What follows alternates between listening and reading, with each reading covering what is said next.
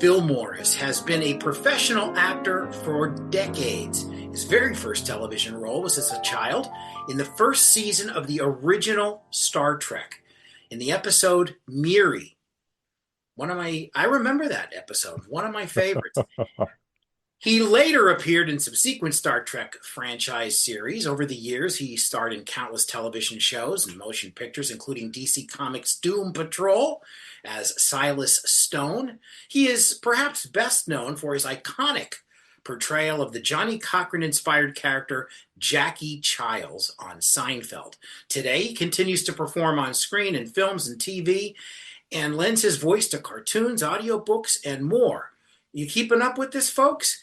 And while, we certainly will discuss his acting, Phil is also here to share with us his other great talent and longtime passion of being a practitioner of Wing Chun, a concept-based martial art. Phil Morris joins us next, right here on The Talent Show.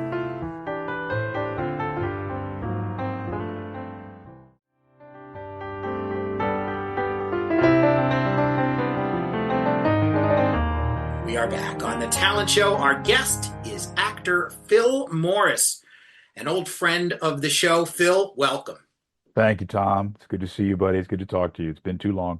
It has. It is great to see you, and you never change, man. You always look the same.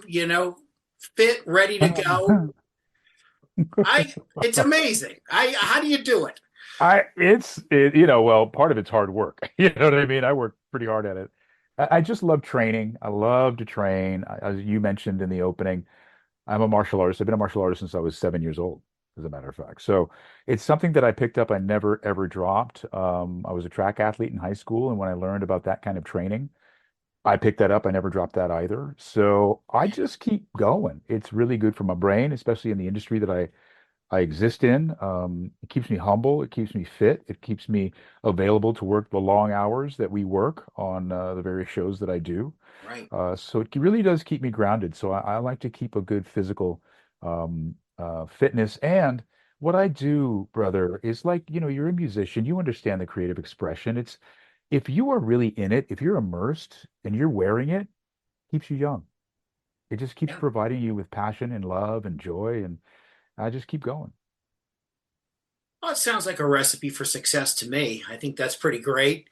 We could have done an entire episode on your acting credits alone and maybe even taken an intermission as well. But it's certainly no secret. And so we're going to get to all this on on your physical fitness and the martial arts because we want to hear about all that. But it's no secret that your iconic character, Jackie Chiles, is an all-time favorite for Seinfeld fans, even casual fans know Jackie Chiles. Did you see this coming at the time? I mean, you got called in. Here's what you're gonna do, Phil, and perhaps you thought it was a one and done. It stood the test of time. How do you feel about that? It's just stood the test of time. People know it. I'm humbled. I just am humbled. There's just no way I could have foreseen that Jackie would have this kind of deep penetration in the zeitgeist. I don't think they could have foreseen this. And it wasn't a character that or a role that they offered me. I auditioned for Jackie with some other amazing actors. And I was lucky and fortunate enough to win the role Mm. over those other actors. But from the moment that I spoke his words through this particular filter, I knew that casting understood this guy, he got it, man. He got it. And just to pull the curtain back a little bit, I'm sure people have seen some interviews that I've done, but I went to the same barbershop as Johnny Cochrane for a long time, since I was a small child. My dad is Greg Morris from the Yeah, original Mission Impossible, of course. the character that Ving Rhames has been patterned after. My father originated that in 1966, and we were going to a barbershop here in Los Angeles, and Johnny Cochrane was a DA at the time, and we would go into the barbershop and hear him pontificate about so many different subjects. So I think I was unconsciously doing study on Yeah. him, on his rhythms, on his erudition, you know what I mean? And then we were Osmosis. It just was happening. It yeah, just, absolutely. the So inflow. that was what I took into the audition with a couple of little this and that's and nuances. And and they loved it, and I'm really, really grateful. No, I could not have foreseen this. I don't think anybody could have. It's amazing. I mean, I would imagine there had to be some level of pressure stepping onto the set, number one show on television at the time, and delivering a knockout punch, which you did. And it's like, okay, episode one of Jackie, and it's like, did you think it was a one and done, or did you say no, no, no, we got plans? How did that work out? I didn't know how they could use an attorney so often, right? That Yeah, was the only bugaboo for me. yeah, I knew it was hitting. I had done another show with Michael Richards prior called Marblehead Manor. So I was familiar with Michael in a working environment. I was familiar with his antics. I was familiar with his idiosyncrasies. So none of it threw me. And in fact, because I had worked with him before, it gave me a great deal of confidence to step up to him and to play the character Jackie Chiles as though he was the star of his own universe, which we all are in our own lives. And that's the tack I took with Jackie. Jackie was a force of nature, and I was really, really happy to find those rhythms in him, to find that voice. It was a godsend for sure. yeah. Well, it continues to be a godsend for all of us who get to watch Jackie in reruns. You mentioned your dad, your father, Greg Morris.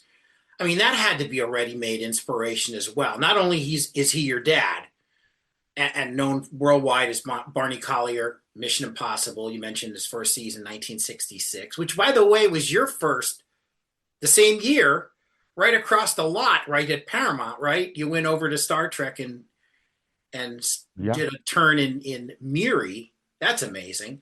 Well, So, that was a bit stunt casting, to be honest, because they needed kids who were not actors, which I was not at the time, right, just a little kid running around playing sports. But they needed kids who were familiar with the process of television making, and who knew better than how to shut up when they say action, and how to, get it together when they say action, and shut up when they say cut. Um, than actors' kids who have been yeah, on sets and knew the deal without being actory. You know what I'm saying? Without being too nuanced or behavior oriented. And if you look at any of this stuff of me then, I had no idea what was going on. I mean, they told me to do stuff, I did it. There was no, hesitation. But uh, William Shatner's kids were in it. Martin Landau's kids were in it. I think the director of the episode, Vince McAbee's kids were in it. So there were a lot of kids who were familiar with the process of TV making, who were in that particular episode, and my sister Iona and I were two of them. that's amazing. So did you find acting, or did it find you? Yeah, it's a meet in the middle, right? It's a meet in the middle. I think, yeah, I think unconsciously, like with Jackie and Johnny Cochrane, I've been doing study on this particular journey since my father became well known.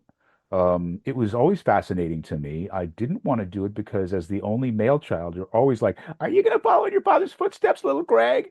And I'd be like, "Well, first it's Phil. It's not little Greg." And you're trying to eke out your own identity. You know what I mean? You're trying to figure out who are you and what's my voice and what's my expression. Ironically enough, it's the same journey and lane that my father was in. And I just think I respected it a lot. And, I brought a lot to it. And there was no guarantee. There is no guarantee just because you're the offspring of somebody who has made it that you have any talent whatsoever or that you have a shot. You really have to figure it out. And they have to see that you're figuring it out. I was fortunate to be able to figure it out to a degree and be recognized for it. So that's how that all went down. Yeah, wow, that's great. You know, it's interesting how a the father son or the father child relationship in general, or mother child as well. If they're doing something really interesting, it's hard not to get sucked in by that a little bit. Like, hey, what's going on over here? This looks pretty cool. Yeah, Yeah, and you see the art of the possible, right? It's in your yeah, house, yeah, where people go, "Oh, you can never be, oh, you can never." Well, my dad was that. yeah, My dad did do it. So I didn't see the limitations on me as an African American doing anything, as difficult and challenging as it is to be African American in America. Um, I lived in a household where Black history was on full display, where accomplishments and somebody who was smart and beautiful, both my mother and my father, strong, powerful, certain, charismatic. I mean, it was right there every day at my kitchen table or in the evening at dinner. So I was very fortunate to see and be a part of someone around somebody who was a force of nature. And that definitely was something that I wanted a part of, whether it was as an athlete or an artist, or I wasn't sure as a kid, but it became known to me that this was my calling for sure. Yeah, that's that's beautiful. What you do, as rewarding as it is, let's face it, it's a high stress, high leverage job from time to time. A Mhm. lot of things going on. And there has to be an outlet, and you talked about it right at the top. Here we go. I think it's fair to say that you more than dabble in what is known as Wing Chun. You've been at this for, you said, boy, you martial arts since like age 7.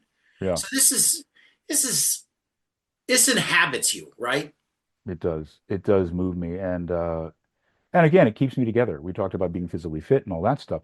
Now we take it a step further into discipline, tradition, philosophy, um, understanding of life, not just how to fight, but how you apply these principles to your everyday life, how you live the Wing Chun way, how you conduct yourself and you live in the Kung Fu manner.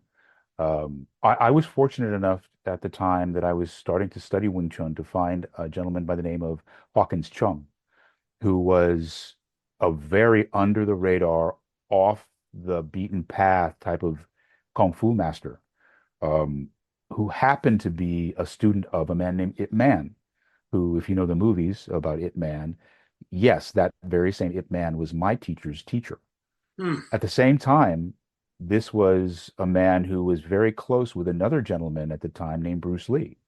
So they were both studying at Ip Man's together.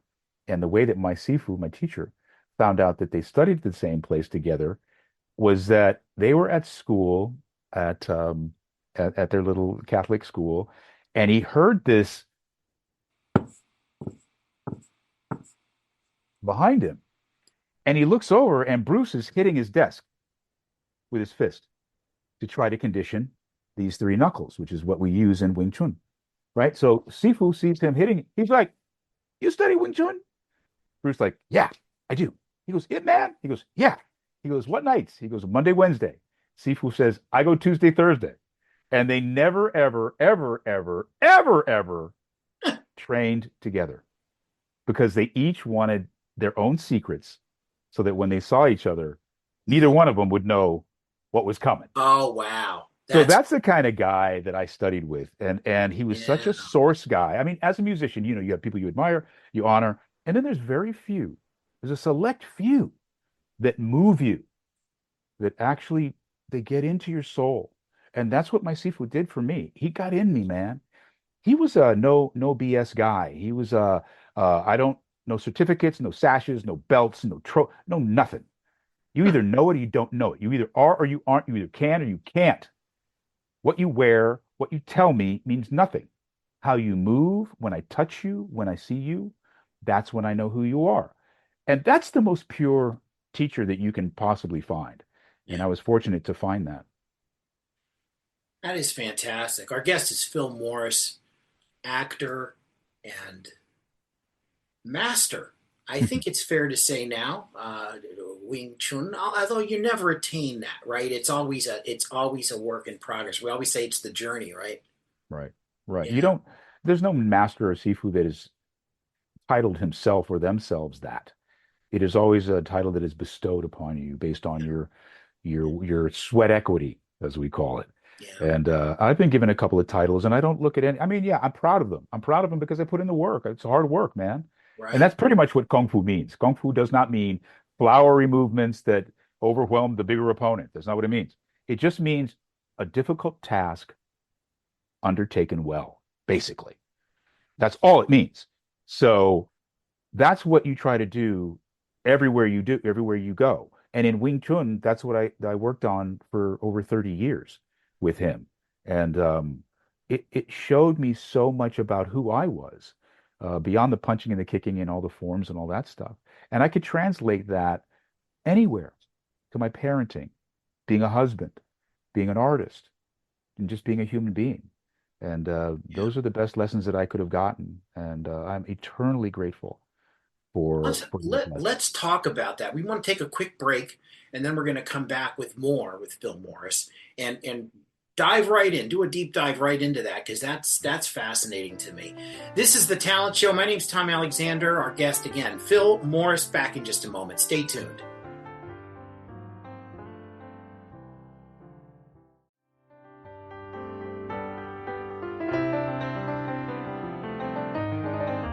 Back with Phil Morris right here on the Talent Show. Phil, you started getting into it uh, just right before the break. Um, there's I guess a symbiosis. There's a thing there, the connectivity, where your art and Wing Chun meet. And how would you say it prepares you for, say, digging deep into a film or a TV role? Um, I'll go even further. I'll tell you how it digs deep into my life. So as an actor, I I pride myself in not living life as an actor. I live life as a human being. I drive fast cars. I love my wife. I have kids. I play tennis. I play sports. I read. I do all these other things, and I bring all of those other things to my work as an actor. I don't live my life to go to movies and hang out with people and go to plays and be buddy buddy with my acting coach and all that stuff. No, I don't. I appreciate all of that, and I appreciate going to theater, and I appreciate movies, and I appreciate all of the actor things that people are giving and sharing. But I don't ever think I've ever played an actor in my career ever. So why am I going to go live my life as an actor when what I'm going to be when I act is a mechanic or a doctor or a professor or a lawyer? Yeah. So I try and live my life and bring my life to my work. Wing Chun is the same. And I used to say for a while, I don't train Wing Chun really to fight. I train it to understand the truth. And it sounded good. And I was like, oh, that's a pretty good phrase. And I would say it to people. And then I thought to myself, well, what do I mean by that? What am I really saying when I say I'm training the truth? Here's what I mean. We talk about the concepts of life, which are very difficult to pin down, right? You and I can have different positions on a situation. We were talking about politics, which we won't get into, but you see how so much is like my idea, your facts, my facts, blah, blah, blah. Yeah. So there's that. We can't really pin that down. So here's what I mean. From the thousands, tens of thousands, hundreds of thousands of reps that I do, whether it's defending, attacking, form work, whatever it is, there's a certain truth that you feel, right? If somebody punches me and I pass their hand, I deflect and I touch them on their chest, I don't have to talk about that. You know what happened. You tried to hit me. You couldn't hit me. I put my hand on you. There's no discussion there, right? If Yeah. you go to hit me and I miss and you hit me, oh man, there's no discussion there. That's truth, right? So after the hundreds of thousands of getting it right, getting it wrong, getting hit, not getting hit, hitting, all of those things, all of those truthful moments that I don't have to argue, talk to you about, they are incontrovertible. I know them. I feel them deeply. When I get to a situation in my life where I can't quite ascertain the quantitative truth of a thing, I go into that place where I was feeling the truth, those hundreds of thousands of reps. Is that feeling in this concept? If it is not truthful. If I don't feel the way I felt when I stopped you and I elbowed you or whatever it is, right? If I don't have that sense in my spirit in this particular conversation with somebody or in this particular situation or moment in my life, that's not truthful. I need to have that match up with the thing that I know, with the feelings that I am familiar with, that I have trained my whole life to identify. And so that's what I mean about when I'm practicing martial arts, I'm practicing the truth. And then I Hmm. can more easily ascertain in a conceptual manner what the truth might be. You know that it's so illuminating, and hearing that, and now suddenly I'm really inspired, and that's a great thing. And I'm sure you've had people tell you that before. And I would imagine that it probably works the other way. I mean, actors are observers, they're listeners, improvisers, right, by nature. And I would imagine it works the other way. In other words, there are takeaways from what you do in acting that probably, am I, maybe I'm right here, I don't know, you tell me, that help with martial arts. Um, Chicken and egg, right? It's more the that my work as a martial artist informs my life completely, right? And I just said that I don't live my life as an actor necessarily. I live it as a human and bring that to the work. So it truly is the truth of what I train all the time, that when I'm going into a character or an audition or a performance, I'm looking for that truth. Now, it's conceptual, right? Because another actor is going to come in with their truth. Yeah. It's no less truth than mine. It's just how do you feel it? How do you translate that into performance, right? You know this as a musician. Yeah. There are times when you're just playing, man. It's good. It's good. It's good. It's technically proficient. I got it down. It sounds good. It's good. But there's something missing, right? It's Yeah. just not, I'm not really communicating with the drummer right now. I'm not communicating with the singer. I'm on my own. It's all is okay, but there's something missing. That something missing is what I try to figure out. That's what martial arts helps me with. It helps me figure out those moments of the illumination that you were talking about. I need to have that now, right? As a young actor, I didn't really need to have it. I'm like, I got courage, I got technique, I can do anything. No, you can't do anything, nor should you do anything. You need to do the thing that's truthful and authentic for you. So that's what I look for. And the martial arts helps me get there more than it helps me be a better martial artist. Because just like music, there's a certain perfection. Huh? So Wing Chun, Kung Fu has a certain perfection. I will never be perfect. I will never get to that place, but I'm always on the road to that place. Yeah. So that's the journey, right? That's the real joy of it all. That's the inspiration. It's to get closer the next time. It's not to necessarily nail it. Right. It's just to get a little bit incrementally closer every single time I perform, every single time I get there. So I'm doing the upshaws right now for Netflix. And it's fun. It's a lot of fun. I do it with Wanda Sykes and Kim Fields and Mike Epps, who's just a genius. Um, and I come in there and they like, Phil, you're bringing a different quality of work to this show, and you're showing a level of this and that and professionalism, blah blah blah. So I remember I'm going to work one day. Getting ready to go, and looking at myself in the mirror. I'm like, Phil, you gotta bring that example, that professionalism they're telling you. But you gotta. And in the middle of it, Tom, I went, no, I don't. No, I don't. That is not my business. My business is not to bring anything to anybody but my authenticity. If that resonates as professionalism, so be it. If that resonates as higher quality acting skill, so be it. Not my job. Not my job to reinvent the wheel. It's my job to be the best wheel that I can be and bring that to the car. And then as we all are being the best wheel we can be, we are then the best representation of that vehicle. I don't have to change anything. In fact, it's best if I don't. It's best if I just stay with my, my, with mine, right?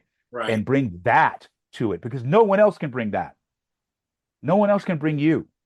Yeah. Only you can bring you. I can't be Denzel, but Denzel can't be me. So let people have their line, let them have their lane, and you just keep figuring out what your lane is, and you'll Yeah. be happier that way. Yeah. No, I think that's a great philosophy, and I always I say to myself, and I will say to other musicians, it's like, my goal is to be just know a little more than I did yesterday. If I can sit at the piano, it's like, huh, okay, that's something new, that's something different. Let me develop that. It's a great feeling. It's a It's a it's it's a great great feeling. it's a great feeling. And it's Um, yours. It's yours yeah, uniquely, it is. And when you bring that, into the spaces that we're talking about, music, when you bring that and your drummer brings it and your guitarist brings it and your bassist brings it and your singer, when you all bring that, oh my gosh. Those, Yes. I'm getting the funky feels now, right? You know? And that's how I like to live, Yeah. honestly. Yeah. No, listen, it's great when everybody's clicking and they're all in the zone. There's just, there's nothing better, whether it's music, acting, martial arts, This, sports, this you know, thing and right here, baby. yeah, yeah, that's it. Well, I got to ask you this. I mean, have you ever had a situation in your life where you've had to use martial arts in defense or thought you might have had to? You've been in a situation like, uh-oh, you know, somebody's getting a little chesty. You Yeah, know? yeah. It usually never gets to a point of expression because I feel that if you have a high level of skill and knowledge, those situations never come up. You don't put yourself in them and they don't find you because you don't live there, right? Because you've exercised all of that. Having gone to class for so long, I don't need to hit another pad. I don't need to hit another person. I get it, right? So the one time I did have to do it was in class. A guy came in, was popping off, mouthing off, and I had a kind of I was that guy, right? I was the guy in class, even though I was an actor and I was fairly well known. I was the dude in class who brought the big bag. You come in, you start talking crap. I got two sets of everything: shin guards, elbows. The only thing I had a headgear with a full mask. Only thing I didn't have was a cup and a mouth guard for you. But if you came in and you're talking, I was the one tasked with going over to you and saying, it seems as though you need to do something. If you'd like to do something, meet me in the middle of this studio. I got all the pads for you. We can go full contact or we can just point fight. But your talking is going to stop now. And I was that guy. So one night, a guy came in class. He was an older student. He hadn't been there for years. Didn't know that I was the teacher that night. Didn't know that when our Sifu went to Hong Kong, I was the guy who opened up and closed. Didn't know. He only saw me as this actor guy. So he came in. He's spouting off, talking about some other students, older students. Oh, so and so's not here. So and so's not here. Oh, I don't think anybody has anything for me. So I said, well, do you want to work a little bit? You want to like practice a bit? He's like, sure. So we start working, working, working, working. He got a little frisky and he did some things that were untowards. So I had to pop him. So I popped him. And then I said, look, go clean yourself up, sit on this bench. We need to talk. And we sat. And I said, look, um, you can't come in here and do that. You can't disrespect the studio like that.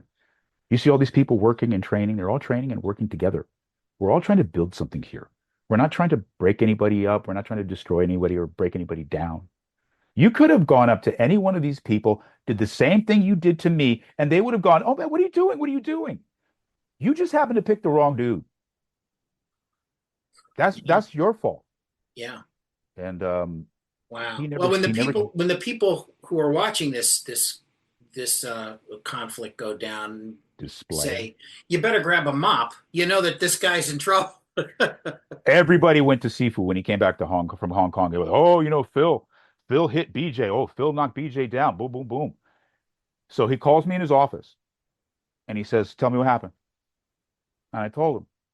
I said he came in, he had alcohol in his breath. Uh, He's talking madness. And Sifu, I just couldn't have it. Long pause, Tom. He looks at me. You did the right thing. You did the right thing.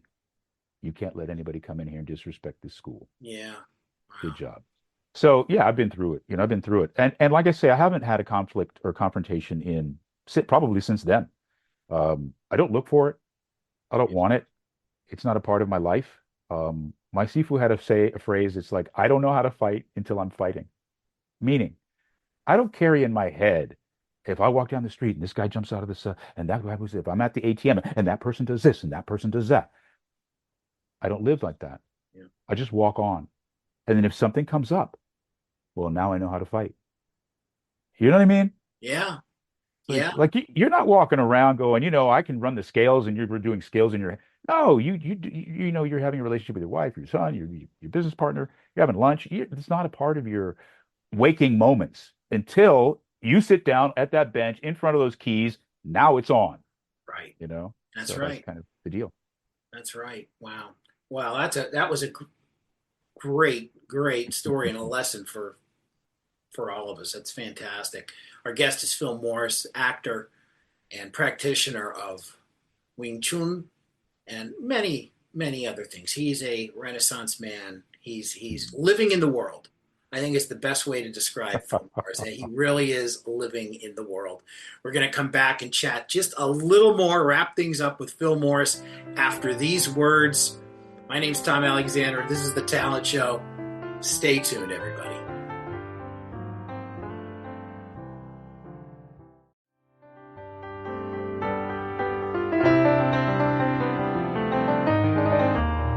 Wrapping things up now on The Talent Show. Our guest is Phil Morris, and you know the credits, the long list of credits. Wonderful actor for many years, and a friend of the show, and just and a friend, a friend. I can say a friend of Yes, you mine. I'm can fully. grateful for having met you. Oh boy, it's going about geez, more than 15 years ago. I think it's been a long time. Wow. Hard to Wow. believe. Hmm. Um, We look great. Speak for yourself. I'm hanging in there, man. You know, I think when we first met, my hair was not this white. I did not have snow on the roof. Well, I didn't have But that, but yeah, you know, we're hanging in there. We're hanging in there. You are right now in the process of recording an audiobook as we speak. hmm Um, how is that a different discipline than being in front of the camera? That's a great question. That's a great question because I'm refining and evolving and cutting away the negative space all the time. So voiceover is markedly different from on camera, what we call face work, um, because I can go in a baseball hat, just like this, jeans, turn the hat around, get in front of the mic, and I can sound like more people than I can look like, right? So uh, there's so many lines I can cross as a voiceover actor that I cannot cross as a visual actor, just because this holds me back from the audience's perception of me as something else. Yeah. So Is as a director, you know, like as a in director's terms, is it bigger when you have to do just voiceovers versus being on screen because you know you could see the character. Now you're just hearing the character. Does it sometimes have to be a little more pronounced? um, I I don't think it's necessarily that. I think it's that there are so many nuances that you can bring with your voice that you have to bring with your voice because it's only your voice. Yeah, That my visual, my wardrobe, my makeup can do for me that I don't have when I'm doing voiceover. So I don't think it's necessarily more, louder, bigger, faster, stronger. I think it's a nuance. And some of the most intelligent actors I've ever worked with are voiceover talent because their frame of reference has to be so deep. Uh, because that's their stock in trade, right? It doesn't have to be as deep as the face actor because it can only go so deep, without heavy prosthetic makeup or right. incredible costuming. And I've done all that too. I've done a lot of Star Treks, as we said. I've been up under Klingon makeup and Jem'Hadar makeup and all Yeah, kinds of prosthetics, and it definitely changes you. It definitely changes you. yeah, So imagine having to do that only with your voice, yeah, and that's the difference. And there's times yeah. where it's very subtle, and there's times where it's big. The book that I'm doing right now is a combination of facts, figures, interviews, emotion, some voices like, Brooklyn, or a Baston, sometimes I have to get into a vocal intonation that's different. Again, within one page, I might be playing an Irishman or, a bit of Cockney mobster. You know what I mean? There's so many different things that I can do with my voice that I cannot do visually. And that's the big difference. Yeah. No, that's so interesting. And I remember hearing a story years ago when Michael Keaton first played Batman, and he was opposite Jack Nicholson, who was the Joker. And they were talking, and Jack said to Michael Keaton, he said, "Let the costume act a bit for you, Mm, let it, and Michael Keaton said that was the greatest piece of advice. Um, that's brilliant. yeah, Wow, I'd never heard that. yeah, and I always thought that was just a great piece of advice. I mean, I mean, it's Jack Nicholson. You're going to listen to, you're going to hear what he has to say, obviously. But that's a knockout punch, and Oh yeah.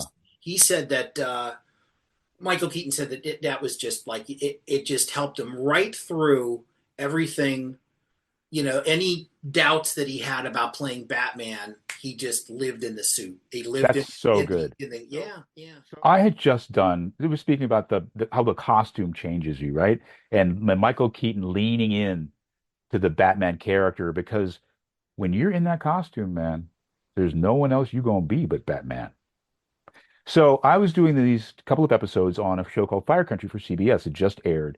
I loved them. They were fantastic. I play a rancher. I was not, it's not my background. Doesn't matter. When yeah. I went to wardrobe and I put on that hat and I put on that the leather jacket and the wardrobe, I was Elroy Edwards. That's the character's name. Hmm. I was him, man. And my it changed my walk, it changed my talk, my speech. It just gave me such beautiful attitude. And when I put the hat on, it was lights out. So yes, it absolutely informs you as to who this character is. I remember as we were talking about Star Trek, Yeah, playing a Klingon, playing a Jem'Hadar. You forget who your character is, just look in the mirror. You know exactly who you are. yeah. And it helps quite a bit. And Quite a bit. so these makeup artists and costumers, they're amazing artists. I mean, they're amazing people because they really are able to help you become and transform into the character you're playing. I mean, they my guess is these are pretty deep folks, pretty Oh, smart there's no people. doubt. And the amount of research they do and they did for every single character I've ever played Yeah, is phenomenal. It really is a sense of the teamwork makes the dream work. That's how that goes. yeah, yeah. What's next, Phil? What's next? Well, I'm continuing to do the Upshaws, so that'll be fun. In the next season, I'm in their next season as well. I'm in last season, but I'm also in this new season.